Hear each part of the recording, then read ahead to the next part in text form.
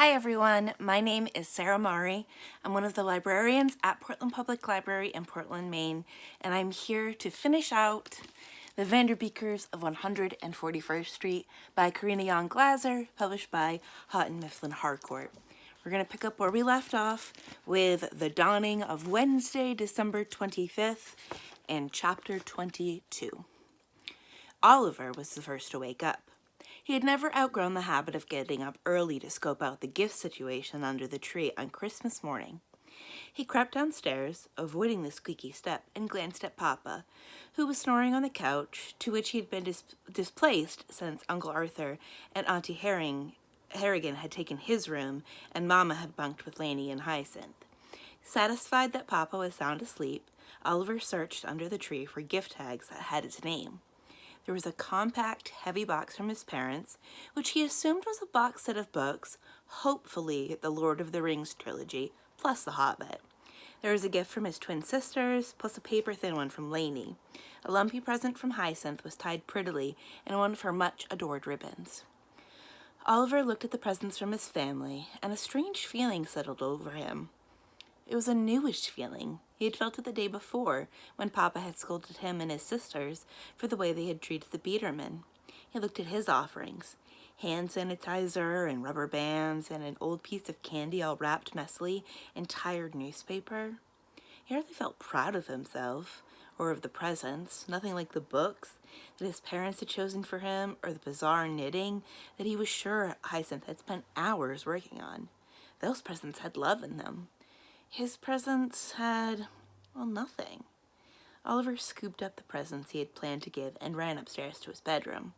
He dumped the gifts in the trash and took out 6 pieces of paper and started to write. On Christmas morning, Josie opened her eyes and was relieved to find herself in her own bed, in her own room. Across the room, Izza stirred. "Oh, hey," Izza said in her groggy, I-just-woke-up voice. "What's up?" "It's Christmas morning," said Josie.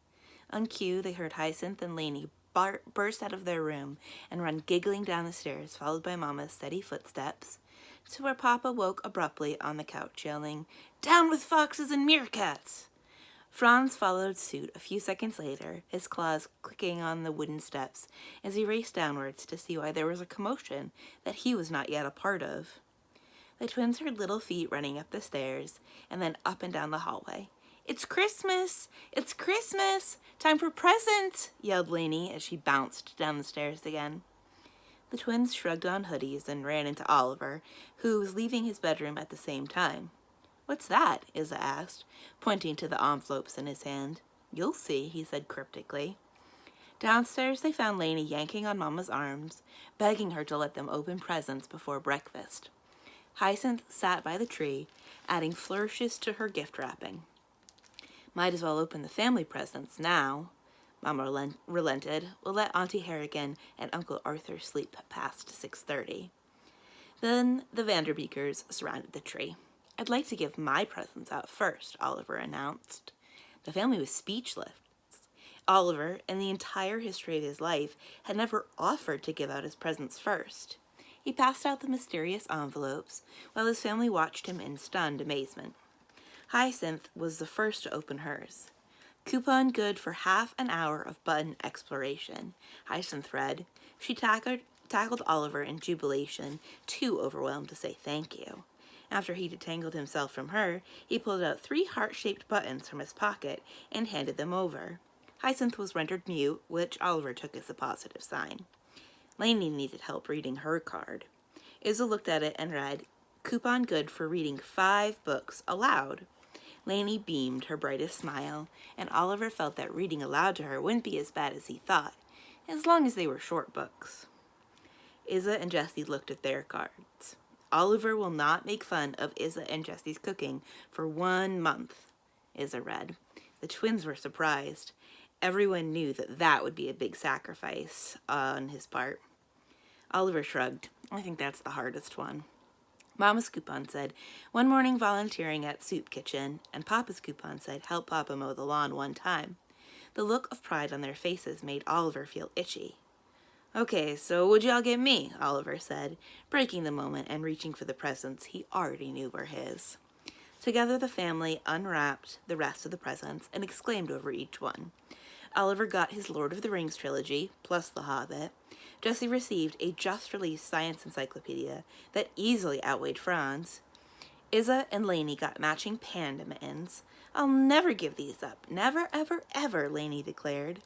And Hyacinth got a new set of wool yarns and a rainbow of colors. Papa was surprised to open his gift from Mama and find a brand new pair of navy blue coveralls. I'm sure you'll need plenty of fix-it mojo wherever we live, Mama said.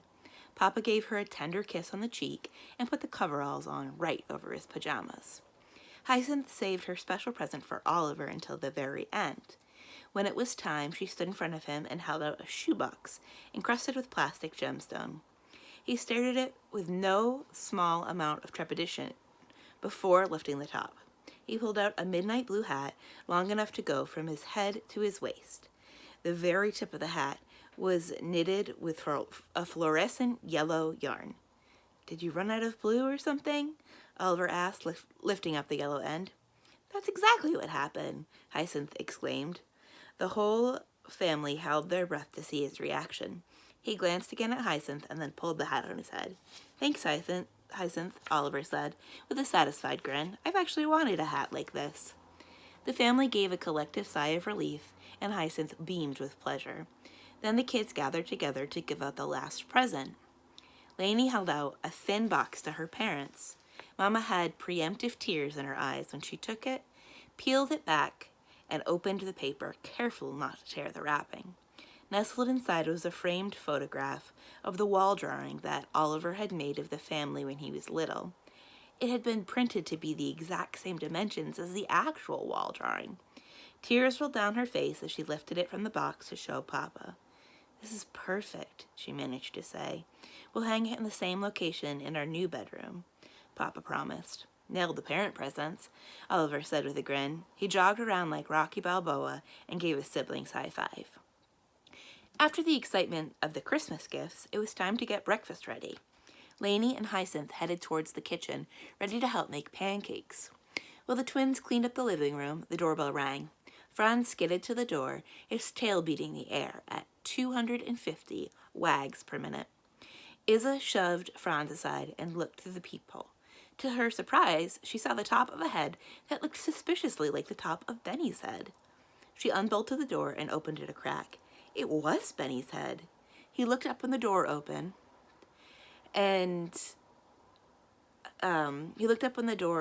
smiling a hesitant, shy smile. Benny, Izza asked. Hey, what's going on? Izza glanced at her watch. It's 7:30 on Christmas. What are you doing here? I was just, taking a walk. Saw your place. Thought I'd stop by and say hi. Wish you all a Merry Christmas. Benny trailed off. Behind Izza, Josie was gesturing wildly to Benny, and he looked at her in despair. I better go help with the pancakes, Josie declared, heading to the kitchen, where 4 pairs of curious eyes blatantly spied on Izza and Benny. It's really nice of you to stop by, Izza said to Benny. Though aren't your parents wondering where you are? No, I told them that I was coming by to say hi to you. They sent this. Benny thrust a bag overflowing with various sweetbreads and Christmas cookies at Izza. Izza took the bag. Wow. Tell them thanks. Do you want to have breakfast with us? Benny glanced at Izza's parents and then back at Izza. Hey, can we take a walk or something? Izza blinked. A walk? Right now?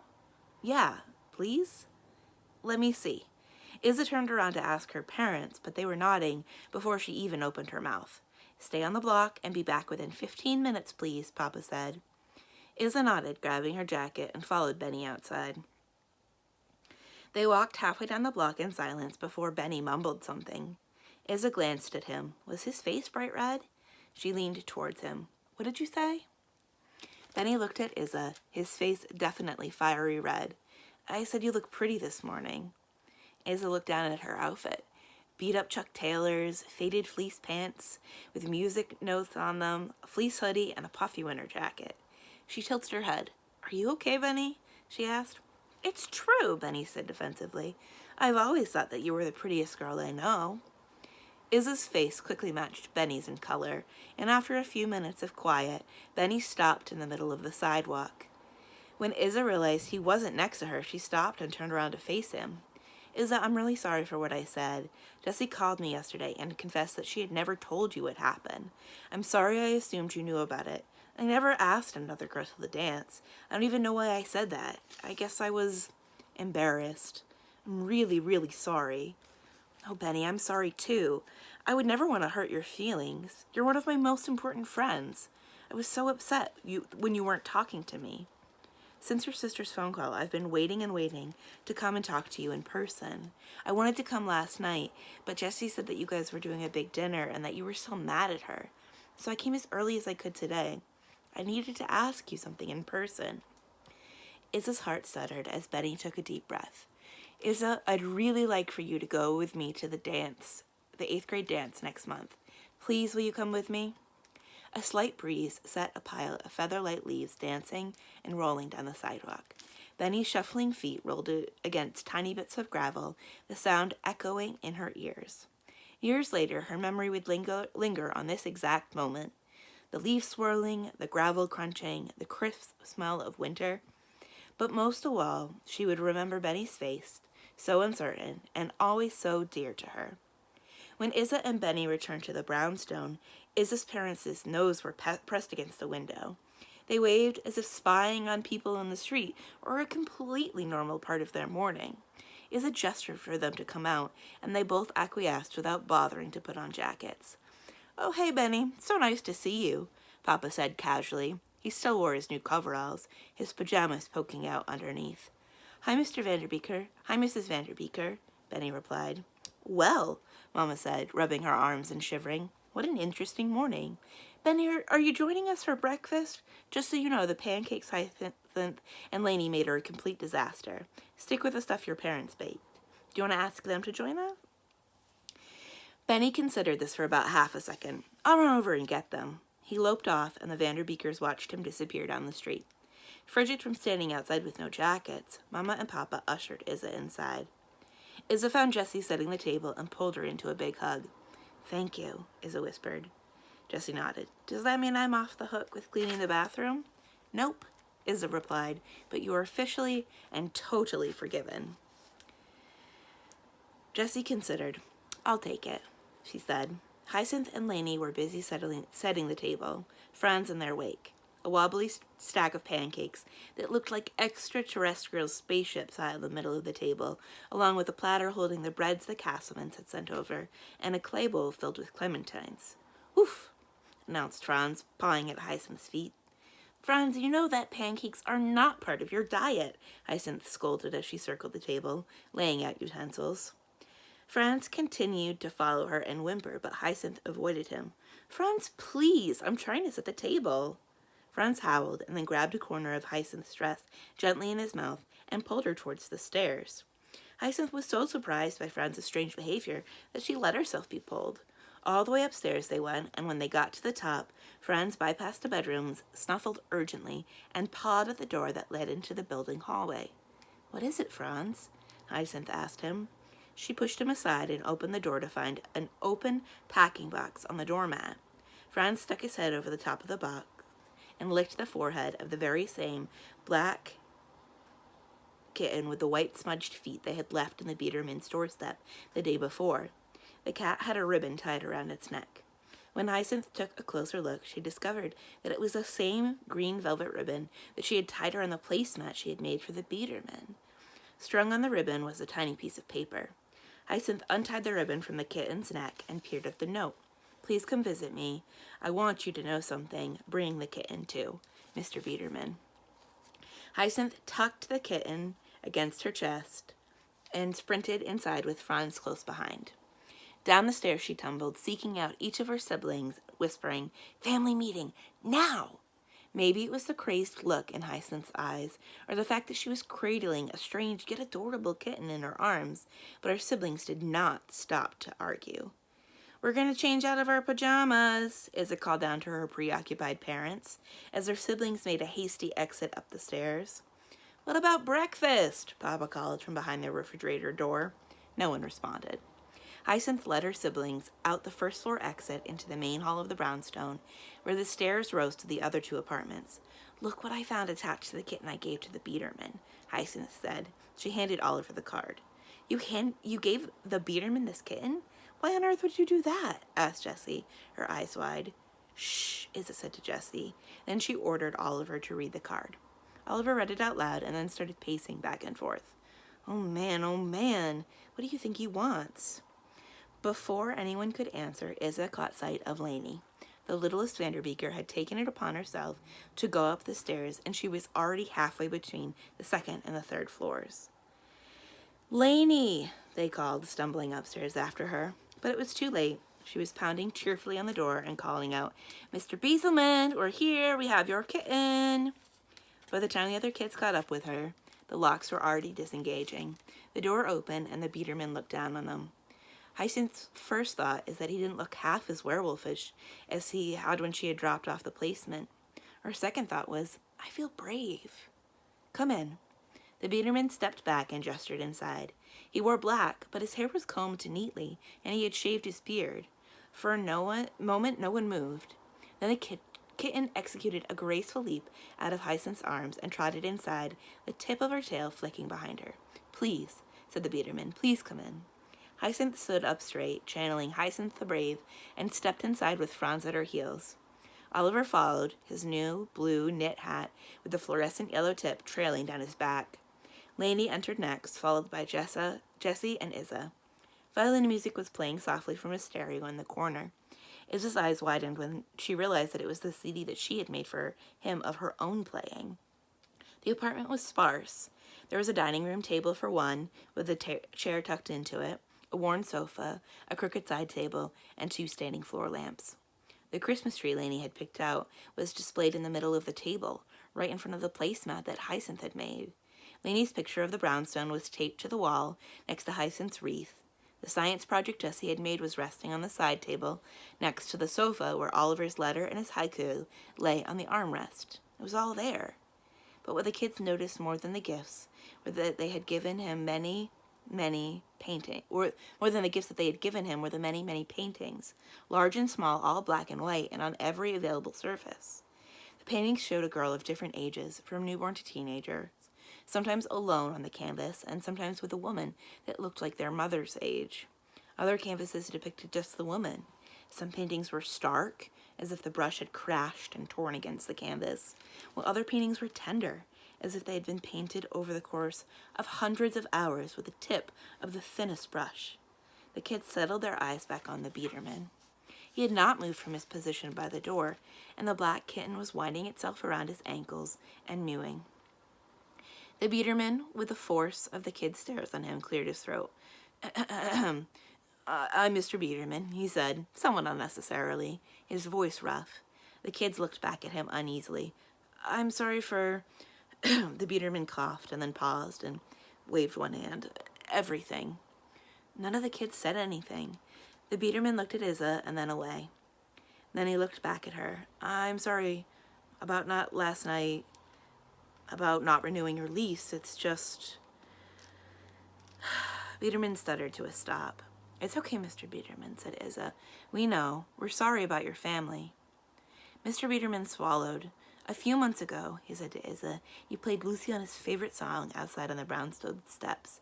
It was too much for me. I thought it would be easier. He trailed off, not finishing the sentence. They stood there in silence. The only sound was the brownstone floors creaking when the kids shifted. Then Hyacinth spoke up. Did you make all of these paintings? He nodded. You must miss them so much. Mr. Biederman looked at her. I miss them every second of every day. Izza felt her heart pounding in her chest. Mr. Biederman, she said, we would like to be your friends. That is, if it's not too hard to be with us.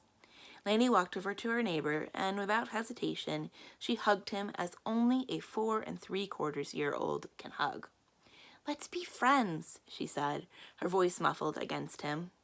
Mr. Biederman looked down at her in surprise, his face filled with both despair and longing. When Lainey detached herself, he knelt down. He didn't respond, but he reached for her hand. I'm sorry, said Oliver, stepping forward, for the awful note. Mr. Biederman nodded. I deserved it, and more. Hyacinth took Mr. Biederman's hand and pulled him up. Come on, it's time for Christmas breakfast. Oh no, I can't go, said Mr. Biederman as he resisted Hyacinth. I can't leave this apartment. You left to bring the kitten with a note down, said Jessie, matter-of-factly. That was the only time, he replied. Not the only time, said Izza, helping Hyacinth lead him out the door. The first of many. Mama and Papa were waiting at the bottom of the apartment stairs by the kitchen when the kids came back to the apartment. What on earth were you doing up there for so long? Mama cried as the kids descended the staircase. And how come you're still in your pajamas? We can explain, said Jessie, but Mama was on a roll. The Castlemans have been here for 10 minutes. Even Auntie Harrigan and Uncle Arthur are awake. Izza appeared, leading a hesitant Mr. Biederman down the stairs. Mama, we'd like to introduce you to Mr. Biederman. Mama and Papa gaped as Mr. Biederman emerged from behind the children. He maneuvered around the moving boxes stacked along the banister. I am so sorry to intrude, he said in a voice so quiet that they all strained to hear him. I was manhandled. Papa recovered first. No, he said weakly. Please come in. Merry Christmas. He gestured vaguely to the Castlemans. Do you know the Castlemans? Hello, Mr. Biederman said. Hello, they echoed back. Izza looked at her mother. Mama, can we get Mr. Biederman something to eat? Oh, yes. Mama came out of her trance and bustled around, grabbing many bread items and placing them on a plate in an overflowing heap. She pushed it into Mr. Biederman's arms and then asked, Coffee? Tea? Milk? Juice? Flat water? Sparkling water? Hyacinth slipped in. Mama, we'll get him a drink. You help the Castlemans. The Castlemans were now in a hushed conversation with Auntie Harrigan and did not look as if they needed assistance, but Mama raced over there anyway. Can I get you something to drink, Mr. Biederman? Hyacinth asked. Her siblings hovered around Mr. Biederman protectively. Water, please, Mr. Biederman said faintly. She disappeared into the kitchen and returned with a glass of water. Even after I've been so terrible to you, he said, looking at the Vanderbeeker kids, you still want to live in the same building as me? The Vanderbeeker kids did not even dare to breathe as they nodded. Mr. Biederman swallowed. Would you like to stay living here in the brownstone? He said, and then added hastily, I would like you to, if you want to. There was a brief pause, and then joy burst forth and rang through the brownstone. Lainey and Hyacinth jumped up and down and cheered, while Oliver pumped his arms in the air and shouted. Jessa and Izzy threw their arms around each other. Mama and Papa hurried over. What on earth? Exclaimed Mama. We can stay, chanted Hyacinth. We don't have to move to Ottenville, yelled Oliver. I get to keep Mr. Van Houghton as my violin teacher, exclaimed Izza. Mama and Papa looked wide-eyed at Mr. Biederman. Please, I'd like you and your family to stay on the brownstone, Mr. Biederman said. There was stunned silence, and then, oh, thank you, cried Mama, enveloping him in a spontaneous hug. Oliver was afraid Mama would lift him off the ground in her enthusiasm. Okay, said Papa, detaching Mama from Mr. Biederman's neck. Then he put out his hand and shook Mr. Biederman's. Thank you, this means so much to us. Will you visit me and play the violin? Mr. Biederman asked Izza. Yes, she replied, if it's not too hard for you. Mr. Van Houghton told me about the violin. Mr. Biederman nodded. It was nice to see it, to hear it sing again. He turned to Hyacinth. Will you teach me how to take care of a cat? Oh, yes, cried Hyacinth. I'll help too, said Lainey. Lainey, can you help me name it? Asked Mr. Biederman. Fluffy, Lainey said promptly, or Cutie, or Princess Cutie. Let's think about it some more, suggested Mr. Biederman. At that moment, Miss Josie and Mr. G entered the apartment, and the kids rushed over to share the news. We're staying, cried Hyacinth. Lainey grabbed Miss Josie around the waist. We can be together forever. Oliver saw Mr. Jeet smile so big it looked like someone had told him he'd won $1 million. Is it true? Miss Josie said, bracing herself on Mrs. Vanderbeeker's arm. Yes, have you met Mr. Biederman? Asked Mama. She dragged Miss Josie and Mr. Jeet to Mr. Biederman and bustled off to get food for the new arrivals. The doorbell rang, and in came Angie and her dad to say goodbye, only to realize that goodbyes were no longer necessary. Mr. Smiley got on the phone to notify the neighbors, and soon enough a crowd of happy friends arrived at the Vanderbeekers' doorstep to celebrate. When Allegra flew in, decked in a flowing red dress with a wide black ribbon tied around her waist, the first thing she did was embrace Izza and exclaim, "Now we have to find a guy to take you to the 8th grade dance." "Already done," said Izza, smiling at Benny. "Shut up." Allegra looked like she had just been given an early birthday present. "That is so awesome. I can't wait to tell Carlson. Benny, you better get Izza a corsage. Listen, at the florist on Lenox Avenue, they have this carnation color called amaranth pink. That's the color you need to get because it will go best with the color of her dress and her hair. Don't forget, amaranth pink. Oh, and you need to wear a suit, okay? No football jerseys allowed." Benny looked down at his current outfit, a jersey and jeans. Then he looked at Izza in alarm. But Allegra wasn't done with Benny. "Do you have a friend who could take Jessie?" "Never gonna happen," Jessie said, flicking the remains of her chocolate croissant at Allegra and hitting her right in the middle of the forehead. A crowd of neighbors, including Mr. Jones, the postman, and Mr. Ritchie, the Christmas tree guy, stopped in, along with Mr. Van Houghton, who pulled out his violin and started playing holiday music. The Vanderbeeker home was filled to capacity, with neighbors and friends all swarming in to congratulate and celebrate. Mr. Biederman, in the meantime, spent most of his time sitting on a stool in a sheltered corner of the kitchen, a location that granted him a perfect view of all the happenings around him, but protected him from the crush of people. Next to him was Oliver, immersed in his new books. Mr. Biederman's cat, who Lainey had already started calling Princess Cutie, was wrapping herself in his ankles. Izza, Jessie, and their friends stood in a group, laughing about who knows what. Franz turned in circles, attempting to remove a piece of red fabric tied in a jaunty bow around his neck. Lainey crawled around the floor, traversing a path that made sense to only her. Uncle Arthur examined a hole in the ceiling that Papa had made during the great plumbing accident, shaking his head in disbelief. Mama and Papa stood in the kitchen, washing dishes, filling glasses, and forcing more food onto their guests' plates. Mr. Biederman quietly surveyed the scene, and then he took a deep breath. Oliver, who had glanced over at just that moment, later said that it looked like Mr. Biederman was breathing happiness into his body. It was hours before the Vanderbeeker apartment cleaned out. Mr. Biederman was one of the first to leave, but only after Lainey made him promise to come back the following day for dinner. He cradled his black kitten in his arms as he said a brief goodbye and escaped up to his apartment. The other guests trickled away until only Auntie Harrigan and Uncle Arthur were left. While Mama and Papa began cleaning up the apartment, the kids helped their aunt and uncle pack up. After innumerable hugs and kisses, Auntie Harrigan and Uncle Arthur got in the car and honked as they rolled down the street while the kids were waving and shouting their goodbyes and I love yous. When the car rounded the corner and disappeared from sight, the Vanderbeekers turned and faced the brownstone.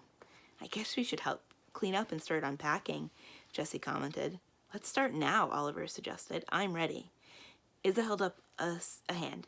"Let's just wait a second." The kids stilled and drank in the sight of the brownstone.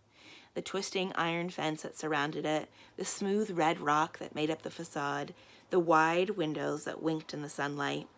When they'd had their fill, the Vanderbeekers filed inside.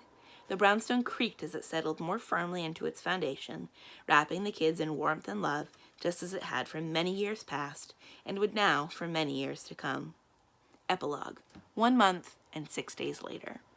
A baby blue Volkswagen rattled down West 141st Street and slowed to a stop in front of the red brownstone. The back passenger door opened, and out stepped a gangly 8th grade boy.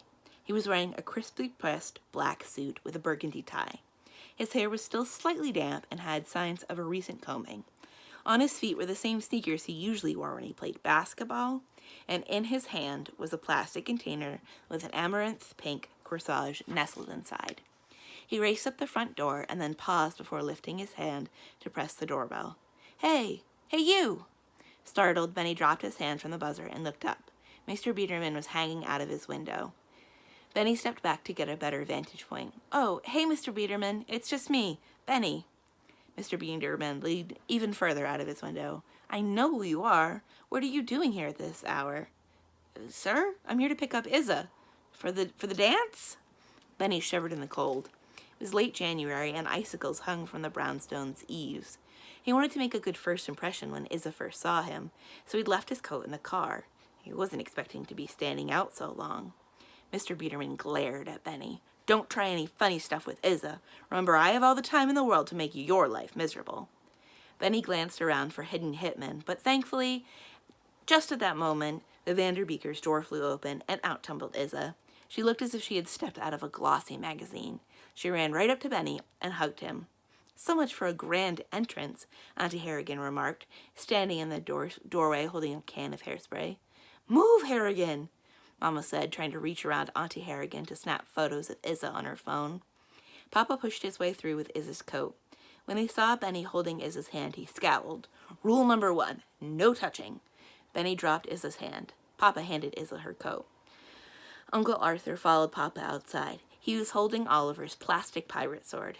"Don't give me a reason to use this on you, boy."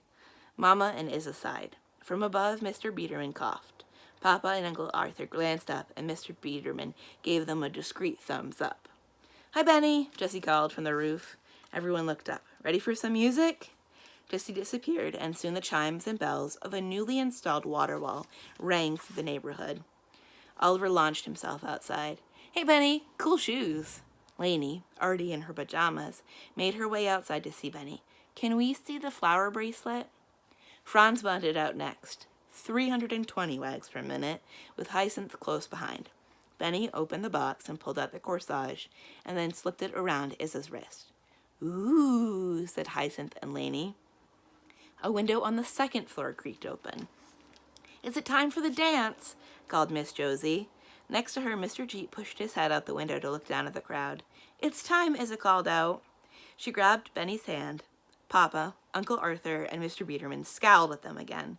"We better get going. Poor Benny has no jacket." "Let me get just one photo," called Mama. Izza looked at Benny, smiling apologetically, and they moved together to pose for a photo. "Smile," Mama said, clicking the button at least 11 times before Papa confiscated her phone. Izza and Benny waved and ran to the car, piling in the back seat. From the front seats, Mr. and Mrs. Castleman waved. "Be careful," said Papa. "Bring me back something," cried Lainey. "Where'd you get your shoes?" Oliver asked Benny. "I'll wait up for you," Jessie called from the roof. "Don't they look lovely?" Miss Josie asked Mr. Jeet. "I want to make a corsage for myself," said Hyacinth. "Curfew is 10 o'clock sharp," Mr. Biederman yelled at Benny. "See you back at home. Have fun," said Mama. Benny and Izza smiled and waved at everyone, and then shut the car door. Slowly the Castlemans pulled away from the curb. Mr. Biederman gave a gruff wave and retreated into his apartment. Miss Josie and Mr. Jeep blew kisses to the Vanderbeekers and closed their windows. Jessie disappeared, and the Vanderbeekers could hear the fire escape creaking as she descended the metal stairs. The weather vane on the top of the brownstone whirled in jubilation as the Vanderbeekers filed back into their home, a home that was, and always would be, the brownstone on 141st Street. And that is the end of that book. The Vanderbeekers of 141st Street by Karina Yan Glaser, published by Houghton, Mifflin, Harcourt. If you really liked this book, it is actually a series, and we have the rest of the series in our catalog, so you can go ahead and find out what other adventures the Vanderbeekers got up to. My name is Sarah Mari. I'm one of the librarians at Portland Public Library in Portland, Maine. Thank you for listening, and I'll see you again soon. Bye.